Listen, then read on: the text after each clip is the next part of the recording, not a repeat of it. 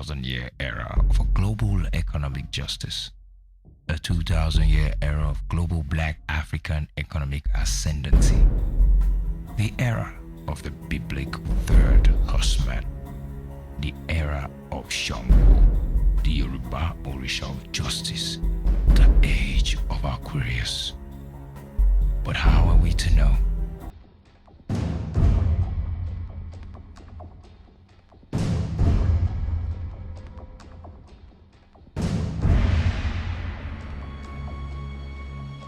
Black power overpowered.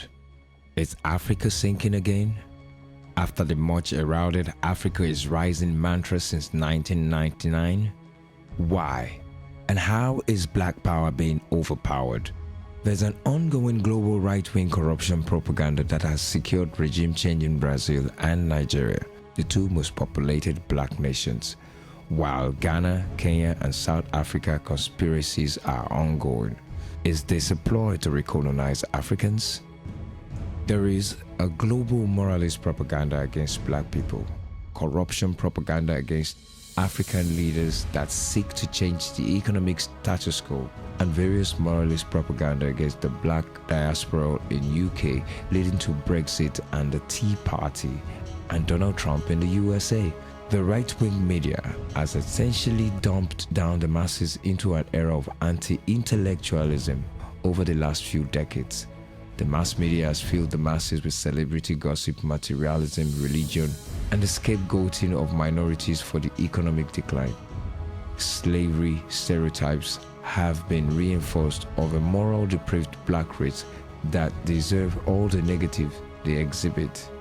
The saddest part is that even blacks believe it. Despite freedom from physical slavery and colonization, our continued mental slavery has prevented the masses and the elite from identifying and understanding it. Apart from a few puppets directly selling out black interests, most black leaders have been at best merely reactionary due to their miseducation, the miseducation of the Negro. The problem is, even the academia has not been helpful with history.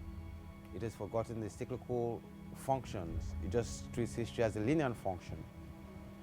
This has to be addressed. We have to understand that there are cycles. Oya, 250-year cycles, the horsemen in the Bible, the 2,000-year cycles. It's only when we understand these cycles that we can really begin to see what this corruption is.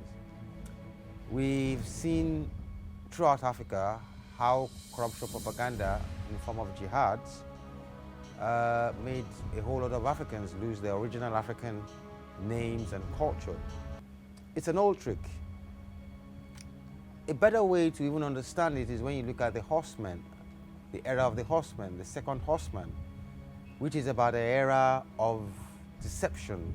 It's called the era of Olokun Yoruba, because it's a bottomless sea of deception, mystery.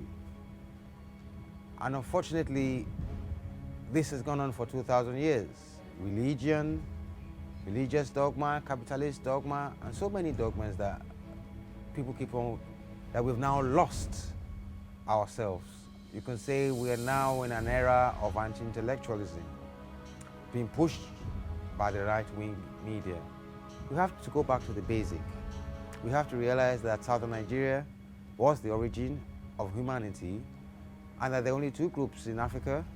We have to build a platform for original Africans to understand and to combat all these things that come against us, to tell the truth about us.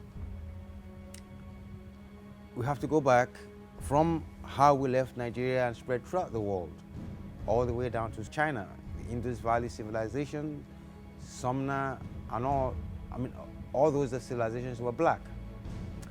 But since the beginning of the second horseman, there's been a fog of ignorance. And until this fog is cleared and we understand the deception, the propaganda, we will keep on falling.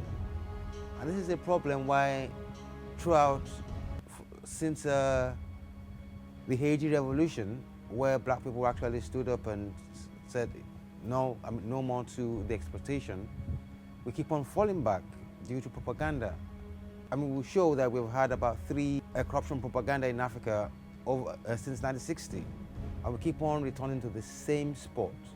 Every time we try to move forward, we fall back on this propaganda. So it's becoming apparent that we, the elites, academicians and co, look at what is really happening, while we keep on, like according to Fela says, keep on parabolating and still remain in the same place. This is why it's important to understand this history, the history of the black race, past, present, and future. The Western imperialist nations did not take their defeat laying down, but reached deep into the bag of tricks of their second horseman, as deep and diverse as the ocean bed of Olokun. The newly independent nations adopted the corrupt system of government with a corrupting system of campaign finance.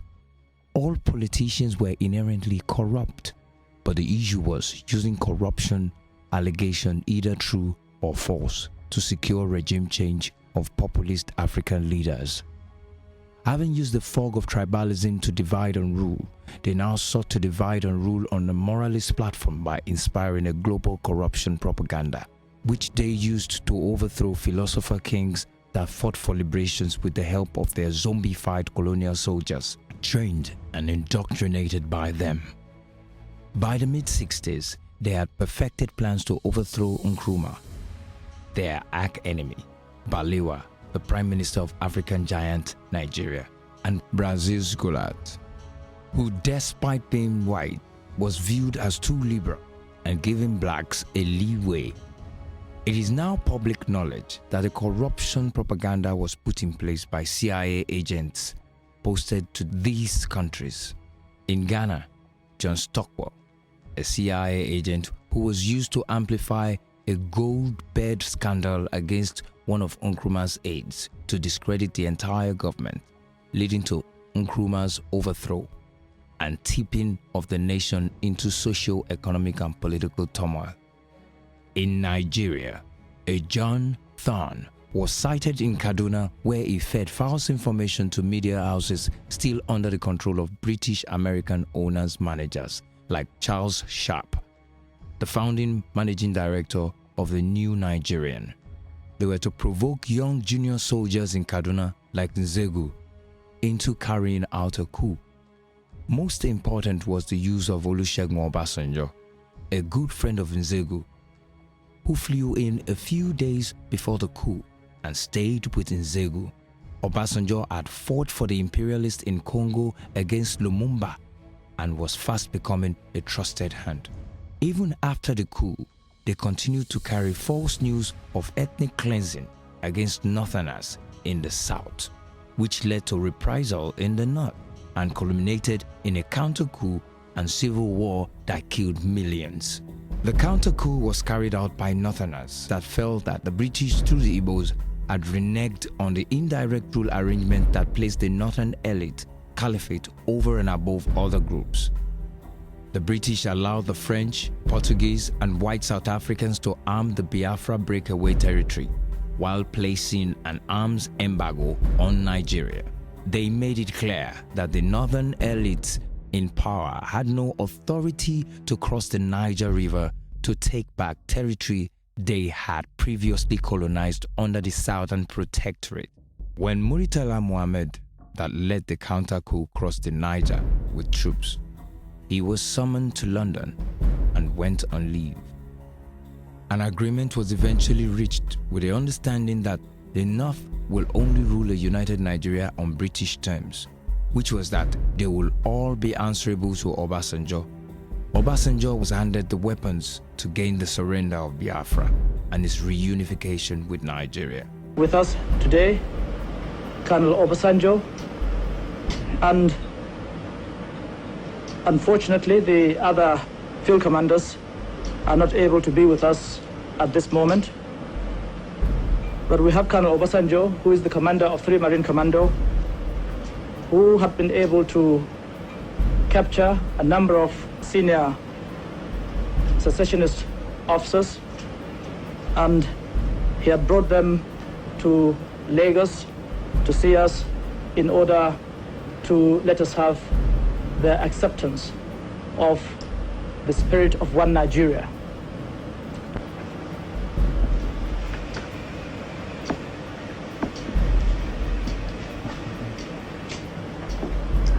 To formally give up secession and report for reappointment and redeployment.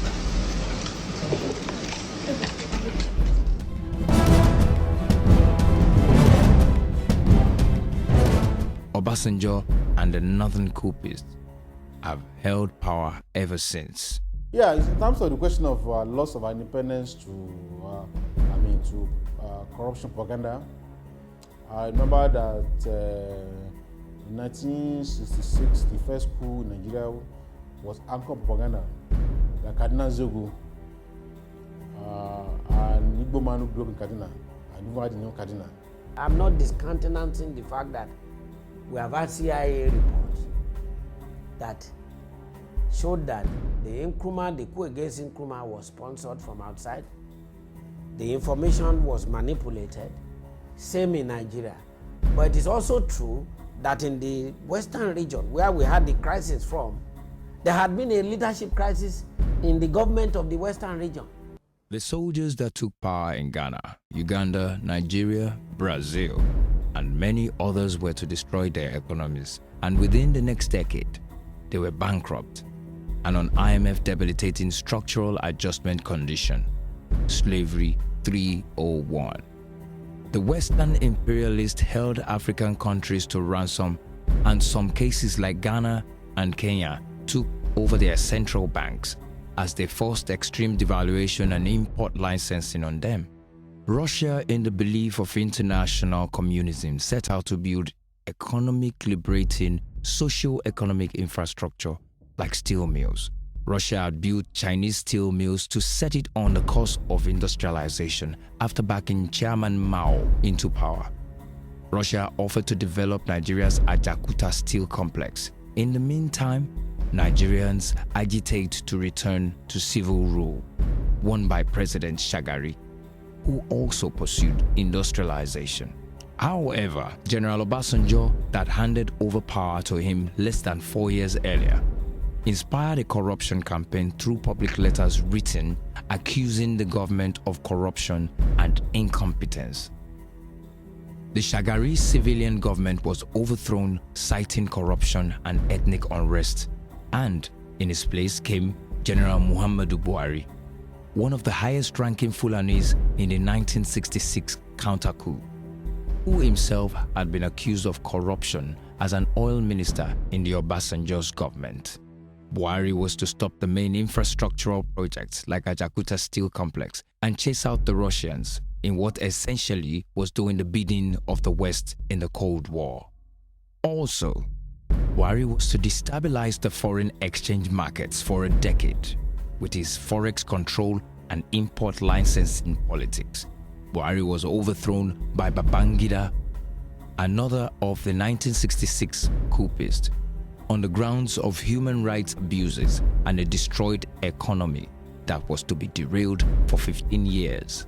60 black nations were forced under the IMF to open up their economies to unfair competition while also grappling with low growth and heavy debt. Africans were to suffer till 1999. In South Africa, the dream and hard work of Thabo Mbeki, the born rebel, came to fruition with independence. Thabo, after leading a demonstration as a school pupil, was sent to London in 1961 after the imprisonment of his father and the likes of Mandela. Thabo was to raise global awareness of the South Africa from his demonstration and media play. After his master's program in economics, Mbeki went to receive military training in Russia and was armed by the Russians and Nigeria. It was his successful economic sabotage that brought the apartheid government to the negotiation, and not some old man in prison for 24 years.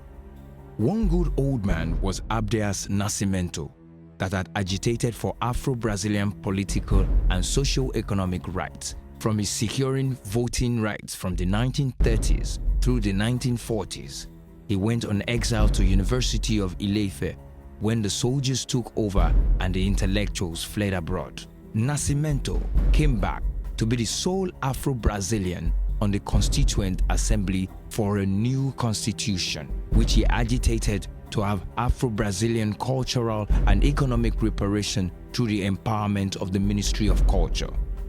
Fernando Flores and Enrique Cardoso, his assistant that later became president, had conducted a study to prove Lusotropicalism wrong and show that the problem of Afro-Brazilians stemmed from the historic deprivations of slavery and not wrong culture. Cardoso was to implement a vigorous economic blueprint which invested in education and set quotas of black. Lula da Silva was to take over and continue the uplifting process before passing it to Dilma Rousseff. Nigerians once again agitated for a return to civil rule, which was won by MKO Abiola, who campaigned on a slavery reparation platform and was denied his mandate, imprisoned and killed in a meeting with US officials that included Susan Rice, allegedly with a poisoned cup of tea. General Obasanjo was called to duty by his Western handlers and became president once again in 1999. Although Obasanjo appeared to warm up to the Chinese socio-economic infrastructural development, which doubled growth across Africa, his loyalty ultimately was with the imperialists as he stalled the most important projects like the railways and power. 1984, we had the military interregnum of Buhari, Idiagbon, which toppled the Shagari government and came on the crest wave of fighting corruption. And quite a lot of strange things happened under that corruption. War. For instance, in Ondo State, Michael Adekunle, who was governor of Ondo State, his testimony was that when he was coming to government, he came with this set of agbada, and when he was leaving government, he left with the same set of agbada, no addition, no subtraction. Ajashi brought 2 cars into government. When he was going back, he left with the same 2. One of them had become unserviceable. Ajashi was arraigned for corruption. He was tried 3 times by 3 different panels. Nothing was found against him. Ajashi was kept in detention until that regime was overthrown and Magida came. Now Shagari, who presided over the so corrupt regime that was toppled, was kept in the guest house. His deputy Ekweme from the southeast was kept in detention. It was on record that Shagari produced at least a baby in the guest house where he was kept. And that was the head of the corrupt regime. So that will tell you that corruption then was more of a propaganda. And in fact, nothing best signifies this than an interview granted by the deposed Emir of Gwandu, Mustapha Jokolo, who was ADC to General Obasanjo in 1984, who said that when they are planning the coup,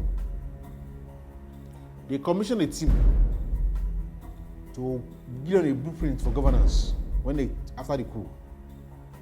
And said that coup was led by Mama Daura, who is now the closest man to the president in the villa. And that team did not deliver. They didn't prepare any documents. So by the time they came to office and they had no program for the country, they had to latch on to anti-corruption and started jailing people 200 years, 100 years, 150 years to keep the public excited.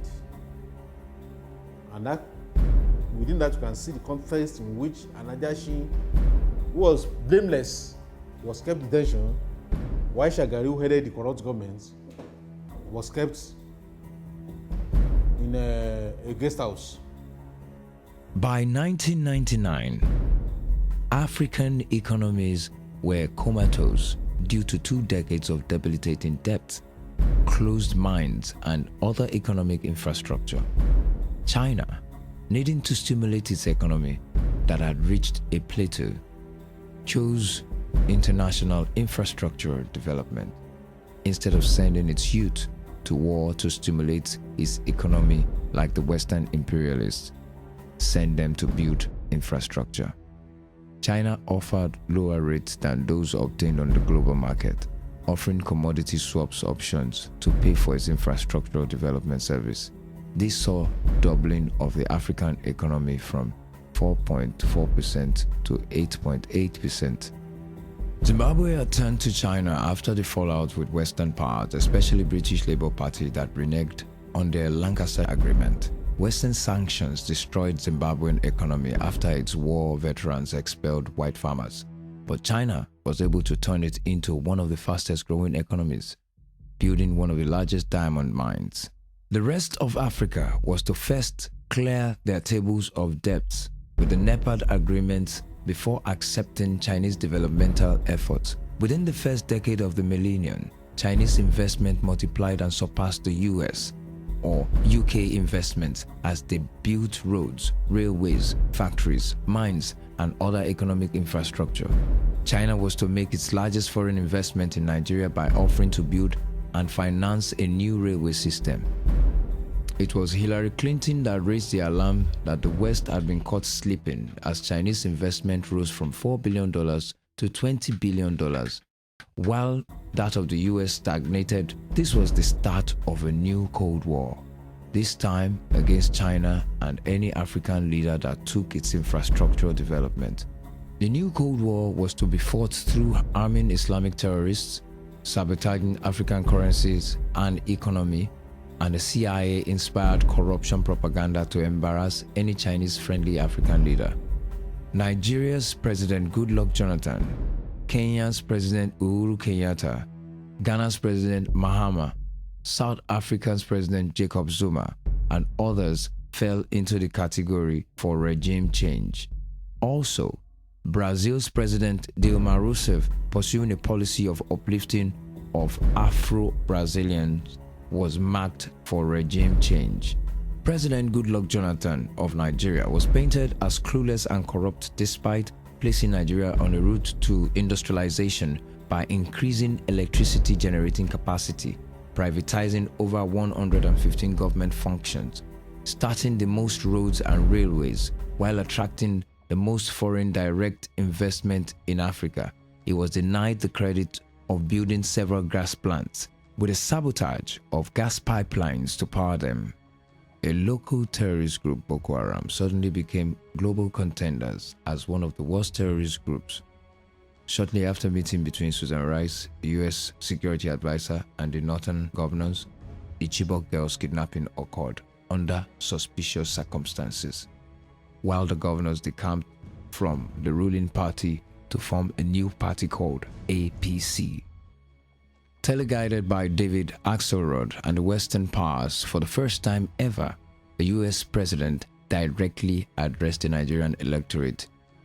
Hello. Today I want to speak directly to you, the people of Nigeria. Successful elections and democratic progress will help Nigeria meet the urgent challenges you face today. Boko Haram, a brutal terrorist group that kills innocent men, women, and children, must be stopped.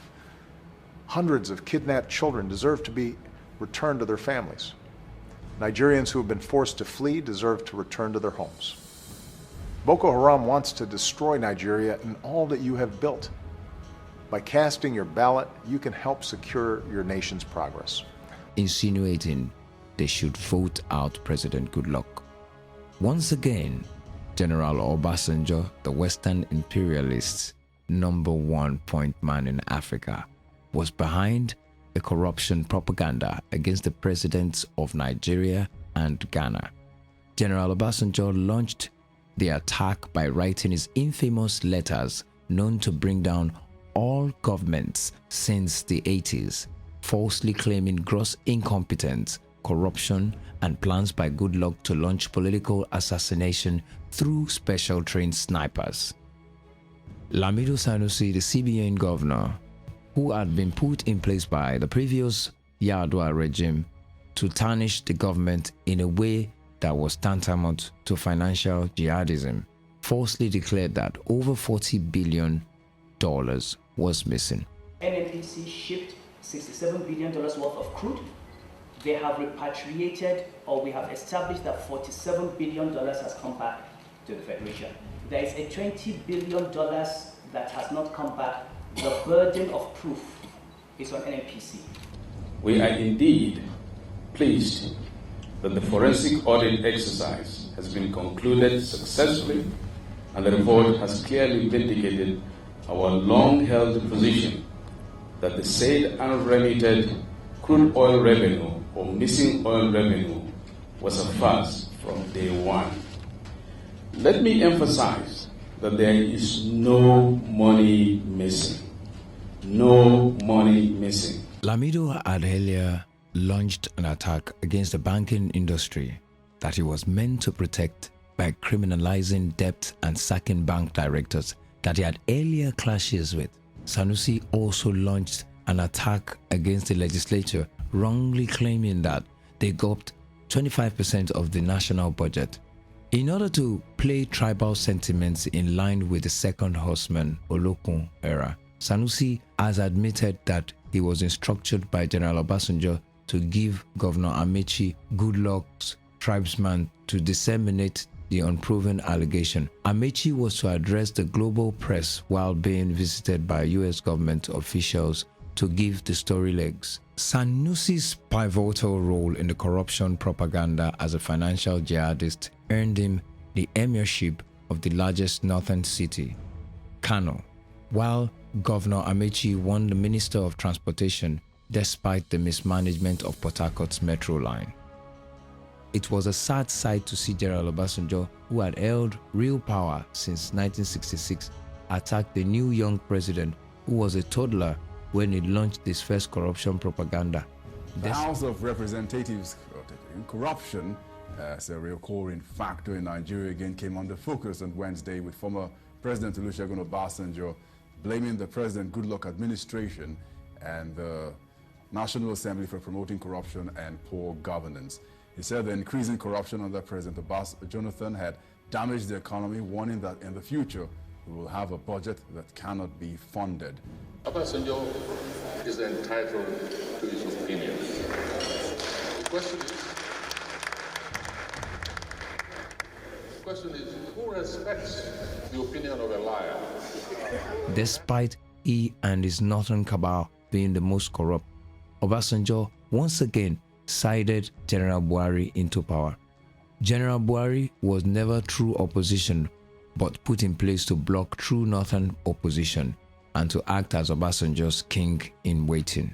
Knowing the imperialist agenda was to stop Chinese infrastructural development and destroy Nigeria's economy with foreign exchange controls, Obasanjo wrote his book released before the election that Buhari was a stern political leader but a poor economic manager.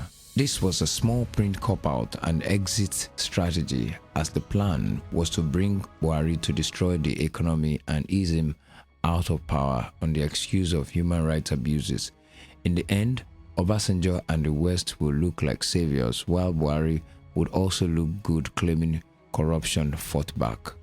The real corruption fought back when the Senate committee decided to launch a probe into the $16 billion spent on the power sector with no result on September 7th. The Senate announced that the cost of turbines had been grossly inflated under Obasanjo, and by September 11, the Senate president was accused of false declaration of assets under Obasanjo's 12 years earlier, which effectively stopped any further investigation into the missing power sector funds. Buhari was to introduce foreign exchange control and import licensing without a finance or economic planning minister, nor any semblance of economic team. This led to the greatest divestment in Nigeria, as one of the fastest growing economies in the world crashed into a recession. Buhari claimed that the government coffers had been looted dry, and a fall in crude oil prices to $38 brought the policy despite inheriting over $30 billion in cash reserve and nearly another $10 billion in other accounts. In comparison, General Obasanjo had met barely $3 billion in reserves and crude prices of $12 when he came into power in 1999. But Buhari, that inherited $30 billion and oil prices of $38 per barrel, kept singing about corruption to distract the people from his new imperialist agenda to destroy the economy. Buhari sounded like an old record of slavery stereotypes as he accused the largest black population in the world of being clueless fools and petty thieves. It is obvious that these old men had no pity for the new generation, that they were once again destroying the economic prospects like they did in 1964 and 1984. Now, 2014. Also, China Railway and other key infrastructure projects were threatened. Obasanjo did not limit his destructive corruption propaganda to Nigeria, but launched a scathing attack to Ghana's President Mahama for supporting Goodluck and stealing Ghana's money to buy foreign properties. General Obasanjo, born under the sign of Olokun, Pisces, is the archetypical second horseman and has successfully kept the largest black population entranced under a spell labeled by Fela Kuti as government magic, army arrangement and beast of no nation. But he will soon be ensnared by laws of natural justice as Shango strikes open his bag of tricks. With the largest black population sent into spiraling hyperinflation and recession, the focus moved to Brazil, that housed the world's second largest black population. President Dilma was accused of corruption and falsifying national income figures for election purposes by a right-wing cabal of senators whose members were known to be corrupt and wanted by Interpol. Global media that spread the propaganda in the mid-60s once again went into overdrive. Like Buhari, that introduced the foreign exchange control to destabilize the economy. Within a week, the President Dilma was impeached. The new right-wing government dissolved the Ministry of Culture, fought by the late Abdias Nascimento to uplift Afro-Brazilians. Now, with the second largest black populations under arrested economic development, the focus has turned to Ghana, whose presidential election is slated for November 7, 2016. The public discourse has effectively been concentrated on corruption, allegation buoyed by the Anti-Corruption Summit in London. We had a very successful cabinet meeting this morning. We were talking about our anti-corruption summit. We've got the Nigerians. We've got some leaders of some fantastically corrupt countries coming to Britain. Nigeria and Afghanistan, possibly the two most corrupt countries. There are scales to measure this, and Afghanistan is woefully low. There are only two countries below it. You have but not North Nigeria. Korea. No, not Nigeria. Nigeria is a little higher up the scale. Afghanistan comes in at 166 and below it at tied 167. Like in Nigeria, where the focus of the corruption propaganda was against Desiani that dared to indigenize the oil sector, the Brazil's Dilma, the target in Ghana is a woman. At times they name wrong people who are not corrupt. So to me, the issue really of corruption, whatever, must be backed by facts. This is a democratic country. This is a country that respects the law, but people have never brought anyone. But they keep on saying these people are corrupt. It's just propaganda. Plans by South Africa's ANC President Zuma to reclaim lands will be stopped by corruption allegation and be replaced by Cyril Ramaphosa, the man who represented black South Africans at the negotiating table with the apartheid government, but ended up as 7 proxy chairman of key European mines and businesses. Kenya's President Uhuru Kenyatta, having survived the imperialist International Court of Justice, is struggling to further Kenya's infrastructural development, but must contend with Western-inspired corruption propaganda, terrorism, tribalism, the tools of the second horseman, Olokun. Black Britons are at the mercy of right-wing media that have created a xenophobic atmosphere and can only wish for a change in government as soon as possible.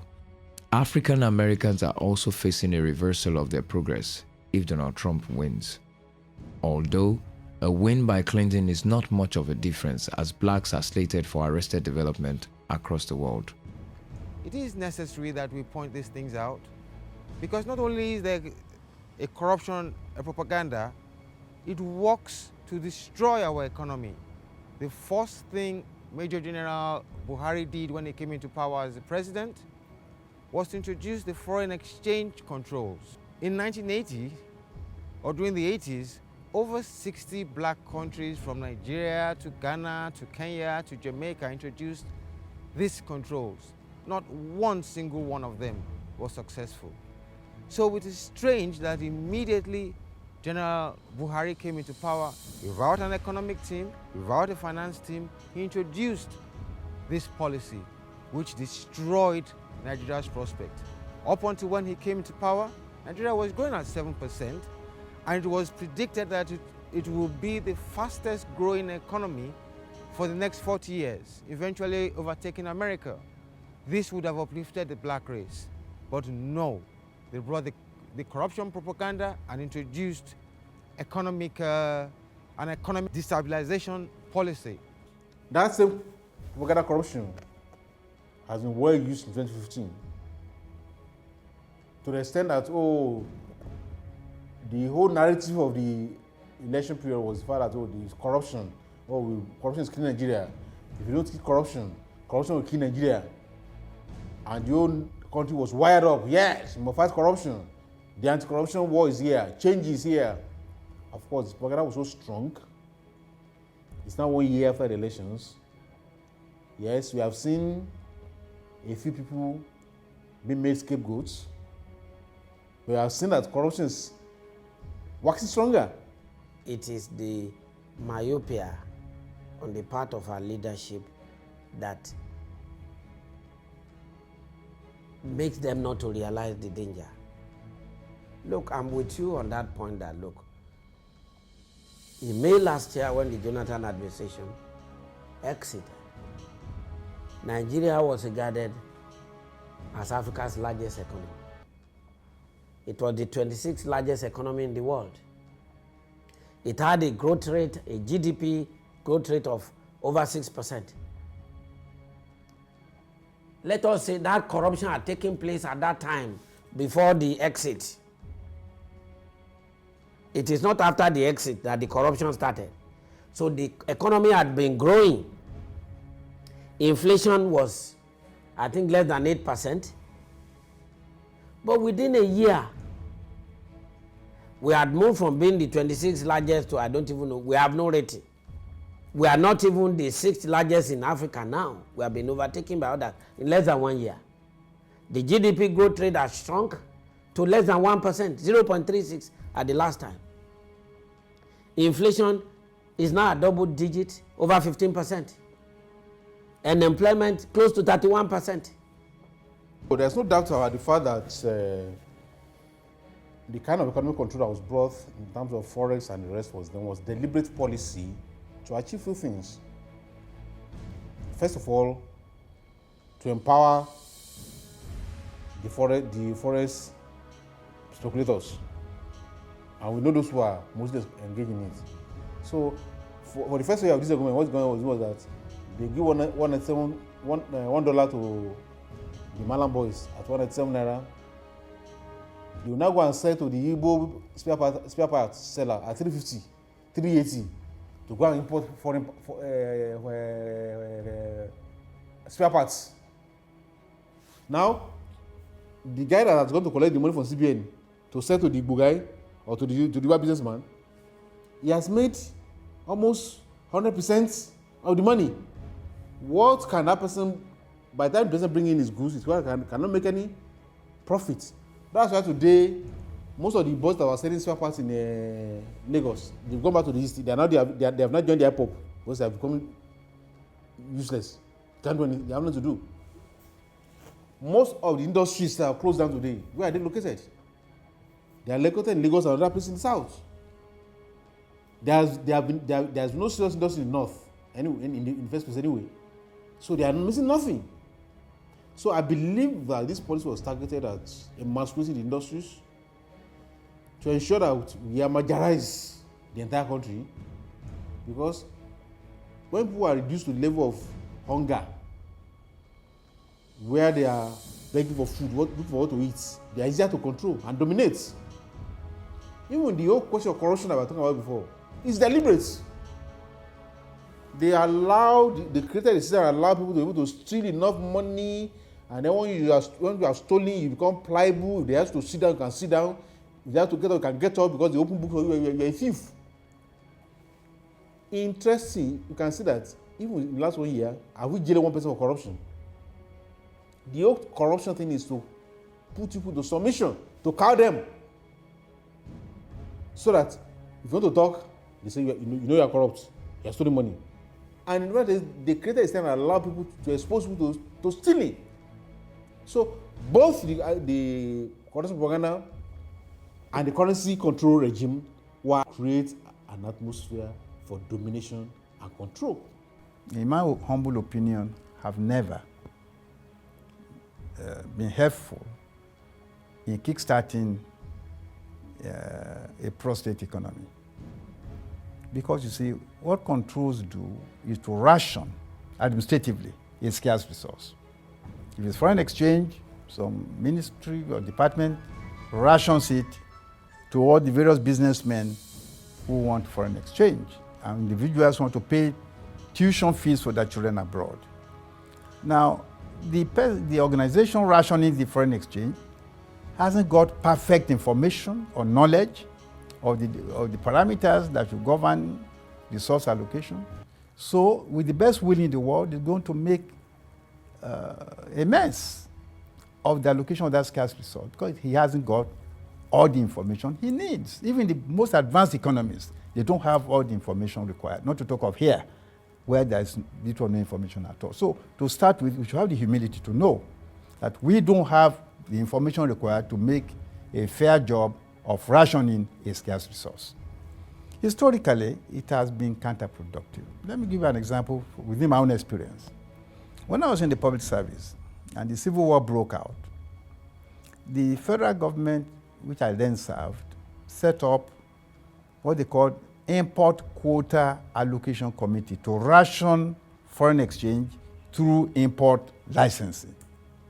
Some of us argued vigorously against it, because we know from economic literature that it can never work.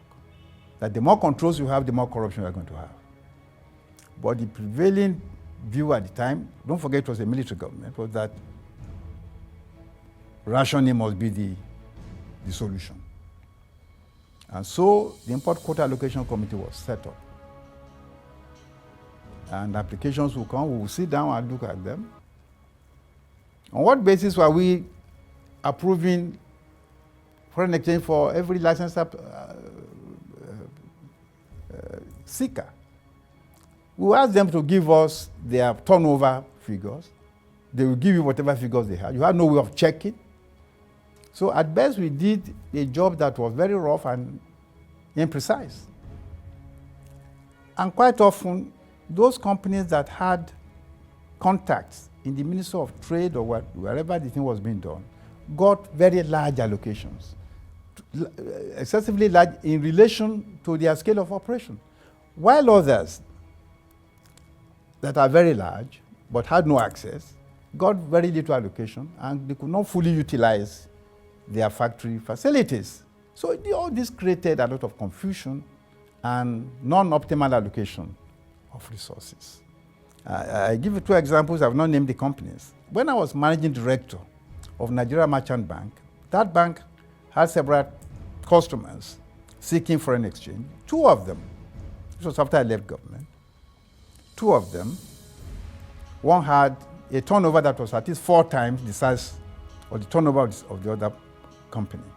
But the smaller company got foreign exchange allocation that was 5 times that of the bigger company, because it had access to those who made decisions in government. So I saw this in a working situation that was not doing the best thing for the economy of Nigeria. So every attempt to ration is scarcity administratively leads to inappropriate allocation of resources and to abuse and corruption.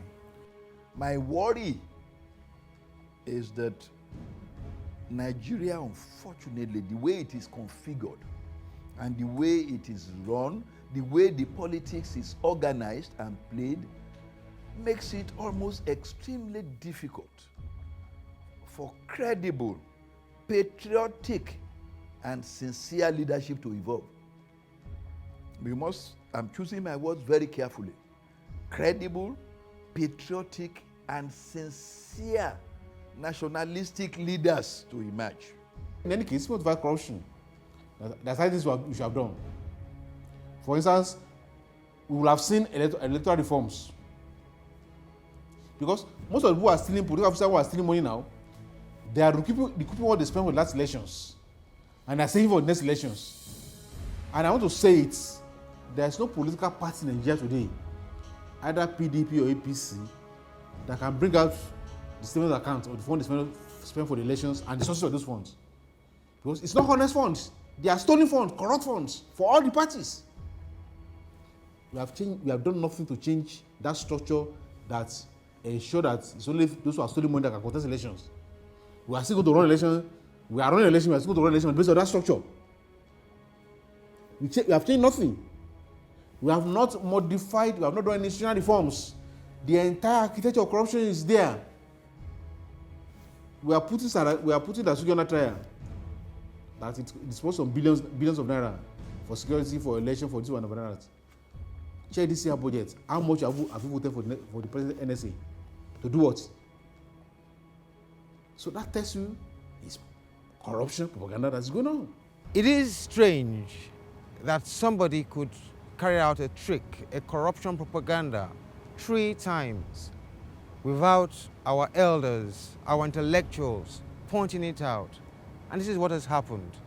We've had a corruption propaganda in 1964, in 1984, and in 2015, mainly pushed by the right-wing media globally, and with the help of General Obasanjo in Nigeria.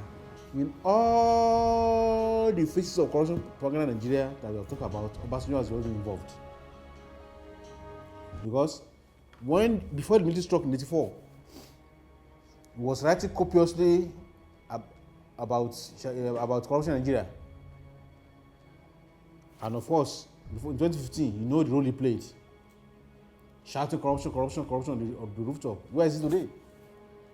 So he's an agent of the corruption propaganda machinery, both within and outside Nigeria. That is putting Nigeria under some sinister agenda within the scope of corruption propaganda. I see an emerging trend, but I'm saying, you see, there's that emerging trend, there's no doubt about it, that the West has a hand in every stage of our misfortune. And it is also curious, I do not have explanations for it, that each time we have something going well for us, and we are trying to make a breakthrough, technologically, industrially, and all of it, something happens to demonize the leadership in power at that time, and bring in a leadership that will be giving the impression that the previous leadership had destroyed everything, and Nigeria had no other way to go than downhill. But it happened in America, and America didn't experience the same downhill progression. When Obama took over in 2008, the economy and the society was at its lowest ebb because of its involvement in the wars in Iraq, in Afghanistan, and all over. But instead of experiencing the kind of thing we experienced, within a few months of the Obama citizenship, America began to pick up. Our own is to say, you must go back and start from the, what do you say it in sprinting? The starting point of the race. We go back to the starting blocks. It has no other parallel in history. It only happens to African.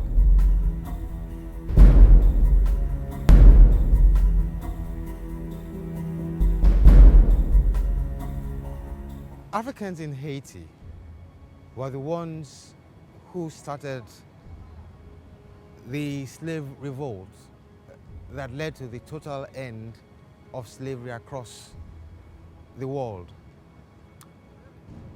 The importance was that it struck fear in the slaveholders and made them realize that we could organize against oppression. Then we move on to African Americans who brought up the concept of a unified black world, the Black Power. The African Americans brought the concept of Black Power and the Black movement. And it was from there that people like Nnamdi Azikiwe and Kwame Nkrumah came back to Africa and pushed for freedom as well. We all had our freedoms by 1950, 1960. But by 1965, through assassinations, both physical and character assassinations, we lost those rights. And ever since then, we've been in a tailspin. The question now is for black people to move forward, to be Afrocentric. We need to know the center. We need to know the black heartland. And that is Nigeria, the most populous black country. It is the African giant whose arms, legs, and horns have been cut into various countries across the world. So we have to look to Nigeria to provide the next step. And I think one of the steps that Nigeria has provided is the Confab report. I was fortunate to have been nominated by the federal government as elder statesman representing Ekiti State in the 2014 National Conference. In fact, I was the secretary of the planning committee, Yoruba planning committee for the conference. Chief Olufalai was chairman of the planning committee. We got started and we examined virtually every question that is at issue in the Nigerian project. The questions of religion, the questions of the creation of states, whether it will return to regional government, whether there should be more powers devolved to the states and to the regions, whether there should be just one single police force, or whether we should return to the old practice of having regional and even cities police forces in response to the insecurity in the land, and what policies to pursue in the various areas of endeavor in agriculture, in industry, in education, in power supply. 2014 National Conference was a significant development for the black man in terms of the fact that I remember that they were submitting a report. The chair of the conference, Justice Kuti, retired, and President Jonathan, they made the point very clear that 492 delegates from different groups across the country were brought together for 120 days. We argued, we disagreed, we fought, we adjourned, we came back, we set up committees, we resolved, we disagreed, we did everything. But in the final analysis, we passed over 600 resolutions. The purpose of the confab and the potential of his report is not to break up Nigeria. On the contrary, is to ensure that no ethnic group will wish to leave Nigeria, because the implementation of the report will ensure that every ethnic nationality is contented, is given relative autonomy, is able to develop his own priority, to preserve his culture and language, and all the things that are important to it. In fact, it's the perfect recipe, in my opinion, against breakup or instability. Dominant issue in the world today is ethnic self-determination. And I gave examples to corroborate my assertion. I pointed, for example, to Europe, where I said Czechoslovakia, which was forced together under the communists, had broken into two separate countries without any quarrel or without anybody fighting any war. into Czech Republic and Slovak Republic. That Yugoslavia, which was held together by force under Marshal Tito, and which thereafter, after Tito's lesser men tried to force together and remain together, had gone into a civil war. Bloodletting and the killing of millions of people. And the Bosnian War, you remember, at the end of which Yugoslavia broke into several pieces. Today, you have Bosnia-Herzegovina, Macedonia, Kosovo, Montenegro, etc. I remember there was a gentleman, Pastor Tunde Bakari. When that conference rose, he burst into tears. We didn't know why he was crying.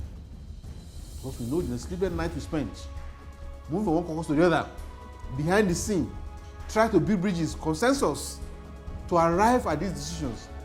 And I want to say that that was one of the noblest assemblage of Nigerians from across all the divides. And the quality of our decisions is very, very, very, very, very profound.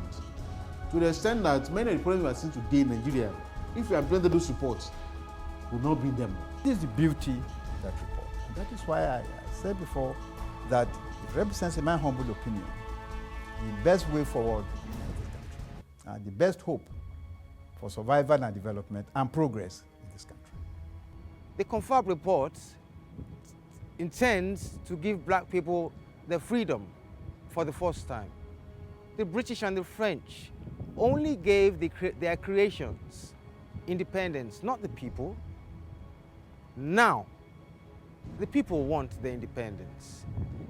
Nobody's talking about Nigeria should break up, but the people in there should have the ethnic self-determination. Each area controlling its resources. There won't be any wars, there won't be any bitterness. It's money that brings bitterness. And once we can take that money part and let everybody man his own resources, we will be friendly, we'll be jolly good fellows. So it is important that Nigeria adopts this Confab report and for it to have a strong structure. If Nigeria adopts this Confab report, it will spread across Africa. All African countries will not mind to be in one super state, the dream of the Pan-Africanist, because then everybody will be confident and know even the smallest group will not be scared of being overwhelmed by the big groups. Until we have this in place, we cannot have a peaceful Nigeria, not to talk of a single state. So the Confab report comes at a very important time of our history. Now, like I talk about these errors, as we've seen these errors, it is up for us to make that positive action. It's teaching time saves 9. This is the time to act. If we don't act, we can sit back and don't act and continue to be in our ignorant bliss. What will happen? Well, structure will change. That is certain. It's either we improve on our structure or the whole thing scatters about. And this is what Nigeria faces now. Is either Nigeria goes on a stronger structure with the Confab report or it goes into war. We've seen so many terrorists pop out of the woodworks right from northeast down to the south, everybody demanding something. If we don't take care, we will go into wars that will last for decades. The Europeans who have taken the first and second horseman to oppress us will continue in the third one, because what they will now do is that they will come in the guise of humanitarian justice. I've told people that it's very, very, very easy to recolonize Nigeria now. All you need is a few bombs here and there. If a few bombs go down in south, southerners will start killing northerners. Northerners will kill. And the next thing you will see, like the British and we cannot stand aside and see Nigerians kill each other like Rwanda. They were the ones who caused it. They were the ones who gave them bombs. But they will come out and say they are the civilized world to save us. And this is what will happen over the next 2,000 years if we're not careful. That we will have foreigners create problems here, supply arms to our destitutes, and come in to save us. When they go on the UN, they say they're coming to save Nigeria. They will fly in, probably toss a few bread and what we call it from the helicopters. The people will take them. and they will be here for 50 years. We know what happened in Haiti. We know what happened in Cuba. When they come in, this petrol that you're fighting, they will take it. Then we're losers all the way, because they will grab the resources as cost for their peacekeeping. It's all a ploy, and we have to wake up to it. It is a clear and present danger. What we lack in Africa is the right leadership. We've not had the leadership that is imaginative enough, that is educated enough to realize this danger. And for as long as those people don't have access to power, we would be experiencing this. Don't forget, what we are witnessing is not freedom, it's neo-colonialism. So colonialism has not fully left us, we all know that. That's why the price of oil determines your fate and mine. In spite of all that we have made, and it's not doing the same thing to Dubai. It's not doing the same thing to Saudi Arabia. But we need a leadership that is imaginative, that is nationalistic to realize this. If we don't have that right kind of leadership, the threat of recolonization is real. The conclusion, we're coming to the end of the second era, the second horseman, the era of Olokun. Even though as we come near to it, some are digging deep. We have seen General Obasanjo carry out his third corruption propaganda. We have seen global media in Brazil push the corruption propaganda. We're not sure, but we believe the military establishment in Ghana is also backing the corruption propaganda in Ghana. So what do we do? Yes, we know that many of these old men who sold us out and continue to sell us out will probably die before this era ends in 2023. But if they don't, they will have to step aside one way, because we cannot remain in slavery. The fog of corruption, the fog of propaganda, of deceit, of religion has to be cleared. If we wake up to it, like I said, with the confirmed report, put ourselves on a strong platform, on a strong structure, then Nigeria, which is supposed to be the third horseman, because as I've said, the third horseman, he comes on a black horse and he holds scales. Those scales are the symbols of Nigeria and China. China is already helping the world, but Nigeria is the one that will really uplift the black race, fight for global economic justice, which is the era of the third horseman. Shango, spoken to the elders, and we've told them to cry out and to come out and to approach those who were selling us among us. But I don't know whether it's fair. I don't know whether it's the elderly thing that time will pass. But don't let this time pass. We need to make a change, and a real change, not the ones sold to you in the newspapers. Not a change about who stole this or who ate this, because like I said, all political systems are corrupt. What we need right now is to get a good structure, a fair and just structure in Nigeria, which will spread across Africa and which will be able to uplift all black people in the world. Not over anybody, but where everybody can get what he deserves, without the lies and mist of Olokun, who has reigned for the last 2,000 years and seen millions and millions of black Africans suffer. The time is here, the dawn is there. It's your choice.